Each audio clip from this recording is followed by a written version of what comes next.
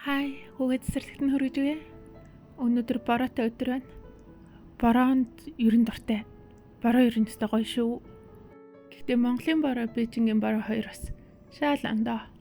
Монголын бороо өстэй гоё штий, нэг тийм хүйтэн сэтгэл сэргэмээр. Гэхдээ хит их орчхороо бас жоохон цутраад эхэлчихдэг тий. Тэжээд Бээжин ч бүр шал ондоо бороотой штт.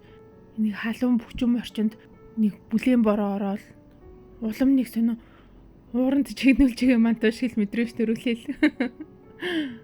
Сая хүүгийн цэцэрлэг дээр нэг найзынхаа ичтэй таарсан. Тэгсэн чинь нэг юм шинэ мопед унаад хүрээд ирсэн. Амар ягаан өнгөтэй заа тэгээд ийм 3 хүний судалтай. Тэгээд ийм урд хэсгээр амар ийм олон тоглоомнуудтай. Гэхдээ ер нь амар хөөрхөн ийм хэний ч нүд харсан шууд унмаар. Нэг тийм хөөрхөн мопед байсан. Тэгсэн чинь хүүн мөнгөө цуглуулад ээжтэй авч өгч өгөө ингэнэ. Тэгээд хүүхэд нь болохоор манай хүүхдээ анги штэ 6 настай хүү. Тэгээ мопедо 5,000 янаар 2.5 сая төгрөгөөр авсан гэсэн заа. Би бас сургууль эхлэхээс өмнө мөнгөө цуглуулж агаад өөртөө мопед авахгүй л гэж юу. Тэгэхгүй бол хүүгийн нэг сургууль руу хөргөж өгөхөд хэрэгтэй. 6 настай хүүхдийн хуримтлал надад байдгүй энтрөө. Ер нь гэхдээ эн чинь тэгэл хятадуудын онцлог штэ. Ер нь гадаадд амьдардаг хятадтай хамтарч ажиллаж амьдардаг хүмүүс бол хятадуудын юм нэг мөнгө хураагаад идэг, мөнгөнд айгүй их ач холбогдол өгдөг.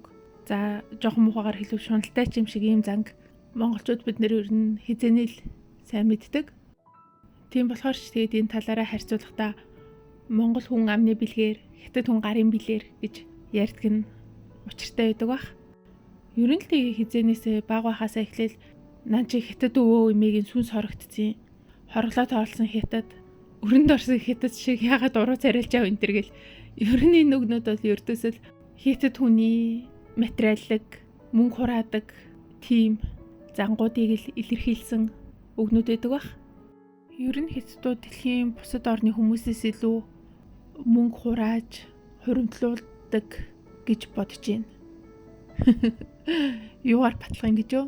Ер нь тэгэл хадгаламжийн түвшин, өрхийн хадгаламж, тэгээд ард иргэдийн байр савтай эсхээс гараад ирэн л дээ. Ер нь гэхдээ хятадуудыг дэлхийд нэлээд дээгүүрт ордог нэг тийм хувийн байртай хүмүүс гэж ярьдیں۔ Одоо 1.4 тэрбум хүний 1.1-ээс 1.2 тэрбум нь байртай гэж байгаа байхгүй юу? Ер нь бол нэг 80-аас дээш хувь нь байртай гэдгийг. Гэхдээ эн чинь нэг хүн болгонд хэлж юм биш шүү дээ, өрөх гэдэг утгаараа. Тэгэл үүнээс хятадууд ер нь хурааж хуримтлуулж чаддаг гэдэг нь харагдчихна л да. За тэгвэл ганц амьдрах амьдралдаа юундаа зориулаад хурааж хуримтлуулаад өөрсдөө чиргэлэхгүй аваад өгөх биш ямар. Тэгэд яагаад ингэж амьдрт юм бэ гэж. За үүнийг болохоор ер нь их сургуулийн багш нар их ярьдیں۔ Да. Хятадууд олон мянган жилийн турш маш хүнд нөхцөлд, түүхийн маш хар бараан нөхцөлд амьдарч исэн. За үүнд бол 1000 хэдэн зуун гэдэг үлээд ямар ч ихсэн маш олон удаагийн том өсөглөн болж исэн. Ер нь тэгээ тэр өсөглөнгөөс за 1960-аад онд дууссан гэж бодвол юу яа хамгийн сүүлийн том өсөглөнгөөсөө салаад 100 ч болоогүй хаахгүй юу. За тэгээд байгалийн гамшиг, дайн дажин гэл маш олон нийгмийн болон байгалийн хүнд нөхцөл шалгуурыг давсаар ирсэн ийм үндэстэн. Тэгээд олон мянган жил энэ хүмүүсийн одоо тархинд нь суудсан байдаг энэ үзэл нь бол ердөөсөл юм хадгалах, ирээдүйдээ зориулаад юмаа цааш нь хийх гэсэн ийм үзэлтэй болчихсон юм байна л да.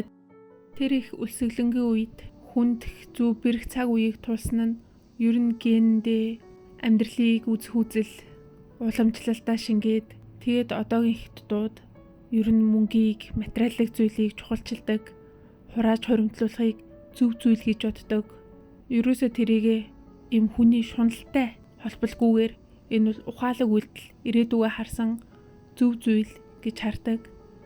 Өмнөх үеийн тэр өсөглөнгийн үеэр ямар нэгэн материалын зүйлтэй байх нь одоо амьдрах эрх авах боломж шахуу байсан болохоор энэ нь бүр ард түмнийхээ одоо ингээд үзэл санаанд гүн суудсан гэж харагддаг.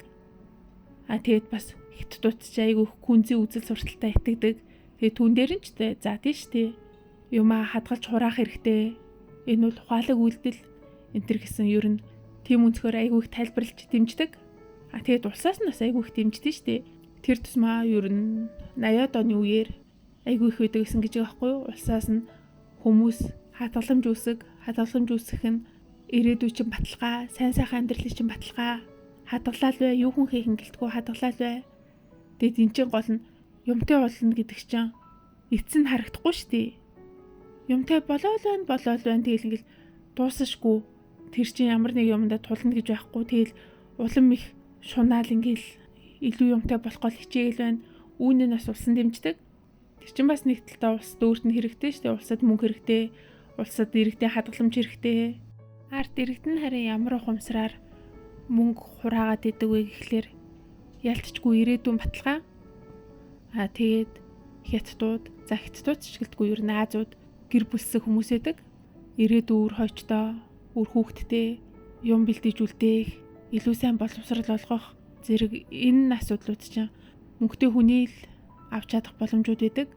Тийм болохоор үр хүүхэдтэй зарцуулах гэж нэг насаараа хөдөлмөрлөн мөнгө цуглуулах хятадууд маш олон байдаг. Гэхдээ сүүлийн жилүүдэд энэ мөнгө хураах хандлага харьцангуй өөрчлөгдөж гэсэн. Ер нь хятадууд хэлэхдээ яг 90-с хойш оных нь л гэж яриад байдیں۔ Мөнгө хадгалах тал дээр харьцангуй ондоо болцсон. Гэхдээ бүр ингээд гендээ суудсан байгаа энэ мөнгө хураадаг, хадгалдаг энэ нь өөрчлөгдөөгүй л дээ.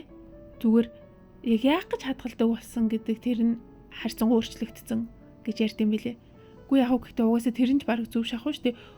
Аав ээж нөгөө юм ээ олон зуунаасаа одоо ингээд үр хүүхдийн сайн сайхныг ингээл эднэр надаас илүү амьдраасаа гэсэндээ хичээж амьдрсан бол одоо ингээд хөгжил нь харагдаад эхэлсэн орны ард түмэн бол заавал бас ингээд өмнөх төвшгээ ингээд хурааж хөрөмтлүүлээд хэлгүү одоо би үнийг захиран зарцуулъя.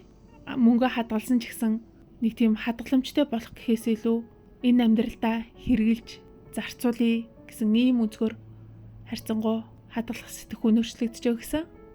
Тэгэхээр улсад бас дахиад ашигтай л да. Одоо техник технологийн хөгжил худалдан авалт ямар амархан болсон бэлээ. Өгөөрөө дамжуулаад эдийн засаг үйлдвэрлэлээ дахин нэг хөдөлгөөд явах нь бас эдийн засаг талдаа давуу талтай. Тэгээд ер нь сүүлийн үеийн геополитикийн хандлагаас харахад ер нь дотоодын хөгжлийг улс орнууд илүү чиглэж байгаа үед заавал гадны хөрөнгө оруулалт, экспорт энэ төрт анхаарахаас илүү нөгөө нэг хадгаламжтай хүмүүсийн хадгаламжийг гаргаж ирэх нь улсын бас нэг сонирхол байгаа гэсэн. Үүнийгээ дагаад бас хятадуудын ухамсарт бас нэг байдаггүй. Үр зээлийн асуудал ер нь тэгэд хит хэрэглээгээ дагаад нэмэгдэж байгааг олон тоо баримт харуулдаг. Гадны хүнийнүүдээр надад хятадууд бас арай л мөнгөний төлөө амьдраад байнуудаа л гэж харагддээ шүү дээ. За бай.